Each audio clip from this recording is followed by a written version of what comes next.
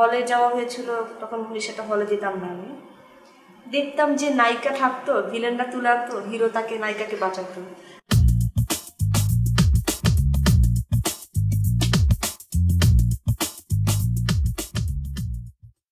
High Amrita, hello, কি খবর তোমার? এই তো ভালো। ভালো আছেন? I am good. তুমি এত টাইমলি কিভাবে আসছো আজকে ইন্টারভিউতে? You are suppose to come at 11 and you came at 10:58. Really? Yeah, like that's great. আমি অনেক টাইম মেইনটেইন করি। নায়িকারা টাইম মেইনটেইন করে আসলে? আসলে নায়িকারা টাইম মেনটেন করে, অনেকে মনে করে টাইম বেশি আগে আসাটা মনে হয় আমার কমে যাবে বা স্টাডিজের এই জিনিসগুলো অনেকের মাথা থাকে। বাট আমি মনে করি টাইম মেনটেন করলে আসলে আমি যদি টাইম মেনটেন করি, যখন এই মানুষটা আমাকে নেক্সট টাইমে কাজে নিবে তখন আসলে সে মাথায় রাখবে যে না, ও টাইমটা মেনটেন করে। সো আমি মনে করি টাইম মেনটেন করাটা উচিত সব জায়গায়। তাহলে আমাদের কাজের ক্ষেত্রে সব কিছুতে আমাদের হবে, মানে আরও ভালো হবে। এটা কি তুমি নায়িকা হওয়ার আগে থেকে তোমার টাইম মেনটেন করার ব্যাপারটা শুরু, নাকি নায়িকা হওয়ার পর থেকে আসলে এটা প্র্যাকটিস করতেছে সবাইকে দেখানোর জন্য? না, স্কুল লাইফে আসলে লেট করে যাওয়ার কারণে কাম ধরে দাঁড়ায় করা লাগতো আমাকে। এই জিনিসগুলা কারণে কিছুটা বুঝেছি যে আসলে টাইম মেনটেন করা উচিত। আর হ্যাঁ, আমি এর আগে টাইম মেনটেন না করার কারণে কিছু প্রবলেম ফেস করেছি। তো এই প্রবলেমগুলো মানে আগে যে ছোটোবেলায় ভুলগুলো করেছি আমি এগুলোকে আসলে জিনিসগুলো আসলে সলভ করার চেষ্টা করছি। আমার কিছু প্রবলেমগুলো তাই আমি সবসময় মেনটেন করি যে তাহলে আমাকে টাইম জ্ঞান, আমার মা সবসময় আমাকে বলে যে তুমি টাইম সেন্সটা রাখবা, যে রাস্তায় তোমাকে এখান থেকে এতটুকু যেতে কতটুকু টাইম লাগবে। তো এই জিনিসগুলো আসলে সেন্স এখন আমি এগুলো আমার মেনটেন করি। সো ফিল্মে লাইক তুমি তো এখনো তোমাকে স্কুল গোয়িং গার্ল না, এখনো তো স্কুল পাও না তুমি? না, school you are doing your levels না? তো এরপরে কি প্ল্যান আসলে পড়াশোনা নিয়ে? এরপর আমার প্ল্যান হচ্ছে আসলে আমি যেহেতু মিডিয়াতে কাজ করব, আমি এমন একটা সাবজেক্ট নিতে চাই যেটা আমার মিডিয়া রিলেটেড। এখনো আমি সে ডিসিশন নিই না, তবে আমার একটু পড়াশোনা কম করতে হবে। না, নট লাইক দ্যাট। পড়াশোনা কম না, কোনো সাবজেক্টে পড়াশোনা কম না। আপনি যেই সাবজেক্টটি পড়বেন সেখানেই পড়াশোনা আছে। এখন হ্যাঁ, আমরা বলতে পারি যেমন আমার ফ্যাশন ডিজাইনিং নিয়ে পড়ার ইচ্ছা, ইট ডাজন্ট মিন যে ওখানে পড়াশোনা কম। ওখানে আপনার প্রচুর প্র্যাকটিক্যাল আছে এবং ওখানে প্যাটার্নগুলো জানতে হবে। আমি যতটুকু ফ্যাশন ডিজাইনিং নিয়ে স্টাডি করে দেখেছি ওখানে কোনো মতে কম লাগেনি আমার কাছে। তুমি কিভাবে পড়বা? ফিল্ম করবো নাকি ফ্যাশন ডিজাইনিং করবো? না, এখন আসলে আমি ওইভাবে মেনটেন করে নিব। আমার সবসময় তো সারাদিন শুটিং থাকবে না। শুটিং হয়তো আমার থাকবে 15 দিন থাকলো, বাকি যে কয়দিন গ্যাপ থাকবে সেটা আমি টিচারদের সাথে করে নিব, যেহেতু আমি কাজ করবো আমার দুটাই মেনটেন করতে হবে। কারণ আমি আসলে আমার বয়স যখন 5 বছর বয়স তখন থেকে আমি মডেলিংয়ে ছিলাম, তাই স্কুলেও সেই একটা সাপোর্ট ছিল দেখে আমি কাজ করতে পেরেছি। তা স্কুল থেকে প্রিন্সিপালের কাছ থেকে আমি সেভাবেই করে নিচ্ছি যে আমি পরে এক্সামটা দিব বা পরে একটা এভাবেই আমি করে নিচ্ছি সবসময়। সো তুমি কান ধরার ভয়ে পাংচুয়াল হয়ে গেছো একদম রাইট? আচ্ছা, মানে স্কুল তুমি 5 ইয়ার্স থেকে মডেলিং করো? হ্যাঁ, দ্যাটস মানে নরমাল মডেল, ছোট হ্যাঁ, বাচ্চা। হ্যালো, 5 বছর তো বাচ্চাই হবে না, you still look like a bachcha. মানে তুমি যে নায়িকা হইতে পারো এই আবিষ্কারটা কে করলো? মানে এই অল্প মানে বাচ্চা বয়সে নায়িকা করা সম্ভব? ওকে, এটা আসলে কার প্ল্যান? বা এটা সিনেমার গল্প করলো এই আবিষ্কারটা। আচ্ছা, কারণ আমার ফার্স্ট মুভি ছিল গেম ছিল। গেমে আসলে স্টোরিটাই ছিল এরকম যে ইনোসেন্ট একটা মেয়ে যার এজ 18 এরকম, যদি তখন 18 ছিল না, বাট সিনেমাতে একটু বড়ই দেখানো হয় আর ক্যামেরা ফেসে কম বেশি সবাইকে একটু বড় লাগে। তো তখন ক্যারেক্টারটা ছিল এরকম যে মেয়েটা একদম ইনোসেন্ট একটা মেয়ে, ও আর কি এক জায়গায় লাভ করে। তো লাভ করার পরে ও আসলে ওকে বিয়ে করতে চায়, বাট ছেলেটা তাকে বিয়ে না করে তাকে বিক্রি করে দেওয়া হয়, একটা মাফিয়াদের হাতে তুলে দেওয়া হয়। তো এই কারণে ওদের ক্যারেক্টারের কারণে ওরা তখন চিন্তা করলো যে তাহলে আমাদের এখানে খুব ম্যাচিউর মেয়ে দরকার না, যেগুলো ইনোসেন্ট মেয়ে যেন অ্যাক্টিং ওইভাবে করতে না হয়, তার মানে ফেজে যেন একটা সেই দর্শক যেন সেই কষ্টটা পায়, ওইরকম একটা জিনিস ছিল। তো এই কারণেই আমাকে ওখানে আসলে নেওয়া হয়। তো তখন আমি ক্লাস 8-এ পড়ি, তখন নায়িকা হই।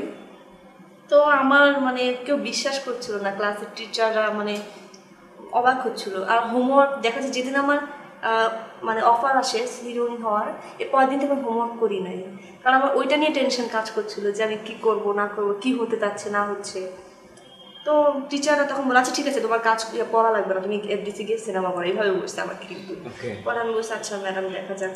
তো তখন আসলে আমি 9-10-এ আর করি না, কন্টিনিউ করি না, আমি ডাইরেক্ট O-levels দিয়ে দিয়েছি। তখন 8 থেকে প্রাইভেটে চলে যাওয়া হয় এইভাবেই আর কি। তারপর তো লং গ্যাপ ছিল O-levels-এর সময় তো সিনেমা। সো মুভিতে লাইক প্রথম শুটিং তুমি তো আসলে এভাবে তো শুটিং করো নাই তার আগে, রাইট? কিভাবে মানে কিভাবে তুমি ওখানে মানিয়ে নিলে বা কেমন লাগলো, তোমার এক্সপিরিয়েন্সটা কীরকম ছিল, ভয় পেয়েছো কিনা বা ওরকম? একটু ভয় কাজ করেছিল, কারণ আমি যখন ফার্স্ট দিন সেটে যাই তখন এরকম ছিল যে মানে মহরত হওয়ার পরে যদি মহরত হয় ওই দিন আমার মানে সব কিছু কেমন জানি অন্যরকম মনে হচ্ছে যে আমি সত্যি দেখছি না, এটাকে আসলে স্বপ্ন দেখছি এরকম লাগলো। কারণ আমি যখন গাড়ি থেকে নামলাম সাথে সাথে দেখি অনেকগুলো চ্যানেল ক্যামেরা সবাই পিকচার তুলছে। তারপরে এফডিসিতে আসলে খুব কম যাওয়া হতো, কারণ মডেলিং করতাম তখন তো আসলে বেশিরভাগ শুটিং করতো কোক স্টুডিও আর উত্তরার দিকে, এফডিসির দিকে ন্যাচারালি যাওয়া হতো না আমার। তা তখন দেখি যে সামনে বেশ বড় বড় ডিরেক্টর বসে আছে। তা আমি যেমন কাজী হাসান স্যারকে চিনতাম, কারণ অনেক হিট সিনেমা দেখা হয়েছে তার। তারপরে আমার সামনে ছিলেন বদিউল আলম খোকন স্যার, যিনি তখন শাকিব খানের ম্যাক্সিমাম ছবি ডিরেক্টর ছিলেন। তা আমি দেখলাম তখন সালাম দিচ্ছিলাম। তারপরে আমাকে আমার যে ডিরেক্টর ছিল রয়্যাল ভাই, রয়্যাল ভাই না ঠিক অনেক আমি রয়্যাল চাচ্ছু দেখি, রয়্যাল আঙ্কেল, আসলে মিডিয়ার সঙ্গে ভাই বলতে বলতে মিক্সড আপ করে ফেলি যাই। তা উনি আমাকে বললেন যে হ্যাঁ তুমি সালাম করো, অনেক সিনিয়র ডিরেক্টর, তখন আমি সবার পায়ে সালাম করলাম। এইভাবে আমার মহরত শুরু। তখন আসলে নার্ভাসনেসটা কাজ করতেছি কি মানে আমি বুঝতেছি না যে আমি মানে কি হতে যাচ্ছে, মানে খুব হুটহাট যেদিনের সিনেমার মিটিং পরের দিনই সাইন, তারপরের দিনই মহরত, এইভাবে হয়েছিল। আর শুটিংয়ের এক্সপিরিয়েন্সটা ছিল এরকম যে মানে আমি সবসময় তো বাংলা সিনেমা আমার মানে আমাদের সিনেমা সব টিভিতে দেখা হয়েছে, আমার হলে যাওয়া হয়েছিল তখন সেটা হলে যেতাম না। আমি দেখতাম যে নায়িকা থাকতো, ভিলেনরা তুলে আনতো, হিরো তাকে নায়িকাকে বাঁচাতো। তা আমি চিন্তা করতেছি এরকম শট হলে খুব ভালো হয় আমার জন্য, আমার এই শটগুলো তখন থেকে পছন্দ যে এরকম হলে ভালো হয়। তারপর দেখি আমার ফার্স্ট দিনই ফার্স্ট শটটাই এরকম যে আমাকে বিপ্লব ভাই ছিলেন ভিলেন, তিনি আমাকে তুলে আনছেন। আমার বিপ্লব মানে গান করে বিপ্লব? হ্যাঁ, বিপ্লব ভাই ছিলেন ভিলেন। এখন আমি ভাবতেছিলাম যে সিংরা বিপ্লব ভাইকে কিভাবে মানাবে, দেখলাম ওনার গেট আপ সবকিছু একদম রিয়েলি ভিলেনদের মতোই ছিল। আমি আপনাকে একদম পাক্কা ভিলেন লাগতেছে এখন। তারপরে এরকম ছিল যে আরেকজন হিরো ছিল ইরফান, ও আমাকে মানে বিপ্লব ভাইয়ের মানে ভিলেনের হাতে তুলে দিয়েছে। আর যে ছবি হিরো ছিল নীরব ভাই আমাকে ইয়ে থেকে বাঁচালো। তো তখন আর কি তখন আমি চিন্তা করলাম একদম যেরকম মনের মতো সব চেয়েছি একদম পেয়ে গেছি। তা আমি সেরকম এক্সপ্রেশন দিলাম। তো তখন না ক্যামেরার একটা ইয়ে ছিল যে লেফট সাইড রাইট সাইড, তারপরে ফোকাস করে তখন আসলে মুভমেন্ট করা যাবে না, এই বিষয়গুলো তখন আসলে সেন্স ছিল না। বলতেছে ফোকাস করতেছে, আমি নড়াচড়া করতে, পরে ক্যামেরাম্যান প্রথমে বুঝতেছে না যে এটা কি বুঝতেছে না, মানে একটু প্রবলেম ফার্স্টে 4-5 দিন ছিল, তারপরে ঠিক হয়ে গেছে অনেকটা, তারপরে বড় হয়ে গেছে। হ্যাঁ কাইন্ড অফ। আচ্ছা, তো তারপরে কি ওই মুভিটা রিলিজ হলো কবে? হ্যাঁ রিলিজ হলো 2015 এর দিকে। এরপরে তোমার কি হলো? এরপরে 15 এর দিকে হওয়ার পরে আসলে একটা ব্রেক পড়ে গেল, কারণ ওই সময়টা আমার 2015-এ একই টাইমে মানে এপ্রিল মাস থেকে শুরু করে আমার পরপর 3 সিনেমা হলে ছিল। কিন্তু এই টাইমটা আমার খুব ভালো একটা টাইম ছিল, মানে সবাই আমাকে তখন সিনেমার জন্য খুঁজতে ছিল পরের সিনেমার জন্য। কিন্তু আমি একটা ভুল করেছিলাম, সেটা হচ্ছে আমি তখন আসলে দেশের বাইরে চলে গিয়েছিলাম কিরগিজস্তানে, ওখানে ছিলাম বেশ কয়েক মাস। কেন ওখানে যাওয়ার কারণ কিছুই না, আমার বাবা ছিল ওখানে, আমি ভেবেছিলাম একটা ব্রেক নিবো টানা শুটিং করে, কিন্তু আসলে ব্রেকটা আমাদের ক্যারিয়ারের জন্য যে একটু ক্ষতি হয় এটা আমি বুঝতে পারি না তখন। তো ব্রেক নিয়ে গেলাম, তারপরে যখন ব্যাক করলাম তখন আম্মুর একটা ইয়ে ছিল যে ও লেভেলস কমপ্লিট করতে হবে, কারণ ক্লাস 8-এ নায়িকা হয়ে যাওয়ার পরে তো পরপর 3 সিনেমা 4 সিনেমার শুটিং ছিল। তখন তো আমি আসলে ও লেভেলসের জন্য যে প্রিপারেশনটা লাগে, কারণ মিনিমাম এতগুলো সাবজেক্টে প্রতিদিনই ক্লাস থাকে, তারপরে সারাদিন ক্লাস, এই জিনিসগুলো টাইম তখন হতো না আমার। এই জন্য আমি তখন একটা লং টাইম গ্যাপ ছিল যে ও লেভেলসের কারণে। ও লেভেলস শেষ করে আবার আরেকটা সিনেমা করলাম ময়নাবাদী সংসার, এইটা করে আবার গ্যাপ।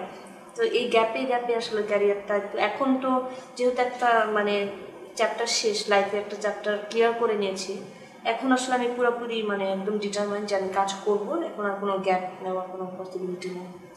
সো তুমি যখন নায়িকা হও তখন তুমি বুঝো না যে আসলে তুমি নায়িকা, এই বাচ্চা বসে নায়িকা হয়ে যাচ্ছে, রাইট? না বুঝি এখন না, এখন তো বুঝি আসলে কোথায় কাজ করতে হবে, কেমন প্রোডাকশনে কাজ করতে হবে, কেমন ডিরেক্টরে কাজ করতে হবে, তারপর কাজের ব্যাপারে যে আইডিয়াটা থাকা, তারপর আরও ব্যাপার আছে এখানে। শুধু মানে অভিনয় তো জানতেই হবে, অভিনয়ের পাশাপাশি আর অনেক কিছু লাগে, যেমন আমাদের ধৈর্যটা অনেক বেশি ইম্পর্টেন্ট, কারণ দেখা যায় যে আমাদের মেকআপ নিয়ে অনেকক্ষণ বসে থাকতে হয়। এখন এতে হয় কি, যদি ধৈর্য না থাকে না তাহলে আমরা অস্থির হয়ে যাব যে তাড়াতাড়ি মানে শট দিব, অনেক লং টাইম মানে অনেক ধৈর্যশীল হতে হবে, অনেক বিনয়ী হতে হয়, বিহেভিয়ার ভালো হতে হয়। এই জিনিসগুলো বুঝতাম না তখন, মনে করতাম বাসা বাড়ি মনে করতাম সব কিছু, কিন্তু এখন আসলে এগুলা অনেক কিছু আমারও দরকার ছিল বোঝা। তো পড়াশোনা জানতে হয়। ডেফিনেটলি আমি এটা মিস করছি। ডেফিনেটলি এডুকেশন লাগবে। এডুকেশন যদি আমাদের মনে করেন অনেক সময় হয় যে অনেকে অনেক আগে অল্প বয়সে চলে আসে, তখন আসলে হয়ে ওঠে না অনেক সময় এটা মানে শেষ করতে পারে না, যেটা আমি তো গ্যাপ দিয়ে কিন্তু যারা একদম মানে রেগুলার ক্যারিয়ার মানে কন্টিনিউ করবে, আমি বলবো মিনিমাম অ্যাটলিস্ট ও লেভেলস হোক বা ম্যাট্রিক হোক, এটা কমপ্লিট করাটা ইম্পর্টেন্ট। কারণ এখানে আমার যদি বেসিক সাবজেক্টগুলো বেসিক অ্যাটলিস্ট জানা থাকলেও আমরা অনেক দূর আগাতে পারবো। সো তোমার মুভি গেমের পরে কি কি রিলিজ হলো? গেমের পরে পাগলা দিওয়ানা, গুন্ডারা টেররিস্ট, দুইটা ফোন রিলিজ। আর এটা ও পাখি যেটা ময়না পাখির সংসার, এই সিনেমাটা আসলে আমি শেষ করেছি অনেক আগে, কিন্তু এটা প্রযোজক আমাদের প্রিন্স ভাই, তিনি আসলে মারা গিয়েছেন গত বছর। তা এই কারণে একটু আটকে যায় সিনেমার কাজ, বাট আশা করছি এটা সামনে রিলিজ পাবে। আমি ট্রাই করতে আমার নিজের জায়গা থেকে। আচ্ছা, এখন তোমার কোনো গুড নিউজ শুনছিলাম যে তুমি আবার নতুন করে মুভিতে। হ্যাঁ, আমি আসলে অনেকদিন পর ব্যাক করলাম। একটা ছবির কাজ শেষ পর্যায়ে, ও মাই লাভ। এই সিনেমার ক্যারেক্টারটা হচ্ছে লয়ার, আইনজীবী ক্যারেক্টার। এবং আমার এই বাচ্চা আইনজীবী, বাচ্চা আইনজীবী ভাবসা আলাদা, ভাবসা আলাদা। তা আমি যখন মানে লয়ার ড্রেসটা পরলাম, তখন আমার মধ্যে একটা ভাবসা চলে আসলো যে আমি এখন আইনজীবী। আমার হয় কি, আবার ড্রেস ক্যারি করা, মেকআপ নেওয়ার পরে না নিজের ভিতরে চেঞ্জ হয়ে যায় যে হ্যাঁ এখন তো আমি এই ক্যারেক্টার করছি, তখন এই বাচ্চা ব্যাপার স্যাপার উড়ে যায়। এই ব্যাপারটা কি তোমার নাচের থেকে কোনো ব্যাপার পেয়েছো এই জন্য? নাচ যেহেতু ভালো তুমি পারো, এক্সপ্রেশনসটা চলে আসে। হ্যাঁ, নাচের মধ্যে একটা প্লাস পয়েন্ট হচ্ছে লিপসিংটা তো সিনেমার গানেও থাকে, নাচেও থাকে। তো এক্সপ্রেশনটা আসলে নাচের মেয়েরা অনেক ভালো পায়। কারণ যখন আমি ডান্স করতাম বাফাতে, তখন আমাদের অনেক কিছু শেখানো হতো যে বাংলায় যে মানে এক্সপ্রেশনটাকে বাংলায় আমরা বলতাম রস, বীর রস, রুদ্র রস, সিংহার রস, হাস্যরস। এই জিনিসগুলো হচ্ছে মানে হাসি, বীরের এক্সপ্রেশন, তারপরে অ্যাংরি মানে রাগের এক্সপ্রেশন, স্মাইল, এই প্রেম, রাইট, রোমান্টিক এক্সপ্রেশন, এই জিনিসগুলো তখন আমরা আসলে শিখে আসছি। তো ছোটবেলায় তখন এত কিছু বুঝতাম না, যেভাবে মানে দেখানো হতো, আমার মাও আমাকে এই করাইতো জিনিসগুলো, রাত ভরে দেখা যেত পড়াইতো, এদিকে স্কুলে পড়া আবার পাশাপাশি এই পড়া। এখন তো সব বুঝতে পারো। ওই তো সব কিছু হচ্ছে বোঝার টাইম লাগে যে আসলে। আরেকটা ব্যাপার হচ্ছে ইন্ডাস্ট্রিতে অনেকে বেশিরভাগ নায়িকার আসে হচ্ছে মানে একটা হাউসের মাধ্যমে বা কোনো একটা বড় হাউসে, হ্যাঁ একটা মানে বলতে চাচ্ছি যে একটা প্রোডাকশন হাউস, মানে সেরকম একটা হাউস যে হাউস থেকে ব্রেক পেলে তারা অটোমেটিক এমনি স্টার হয়ে যায়। তো আমি তো আসলে সেরকম কোনো মানে প্রোডাকশন হাউস দিয়ে তো আসা হয়নি, আমি আমার মতো করেই আসছি, এখন আমার মতো করেই আগাচ্ছি।